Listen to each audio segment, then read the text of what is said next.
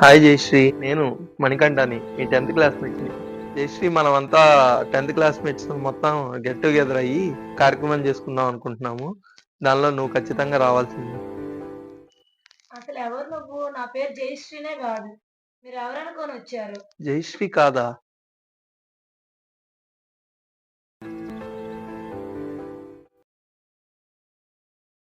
జయా, అతను మీ 10th class క్లాస్మేటే కదా, నువ్వు ఎందుకు అలా మాట్లాడా? ఏం లేదు సుబ్బు, ఇప్పుడు గెట్ టుగెదర్ అంటే మా ఫ్రెండ్స్ మొత్తం వస్తారు.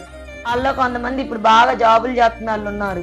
ఇంకొంతమంది అయితే మంచి మంచి జాబులు చేసి హస్బెండ్స్‌ని చేసుకొని బాగా సెటిల్ అయ్యి ఉన్నారు.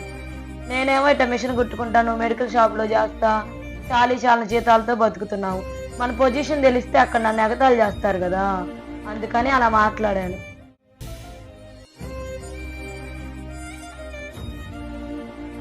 నువ్వు పొరపాటుగా ఆలోచిస్తున్నావు జయశ్రీ.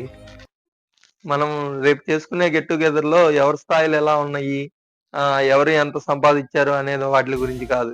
మన చిన్ననాటి జ్ఞాపకాలని, మన 10వ తరగతి బాల్యాన్ని గుర్తు చేసుకుంటూ మనం ఎంజాయ్ చేయడానికి అది ఏర్పాటు చేస్తున్నాం. అందరి కలయిక చాలా అనుభూతిని ఇస్తుంది. నువ్వు వెళ్ళే, నేను తీసుకొస్తా ఖచ్చితంగా.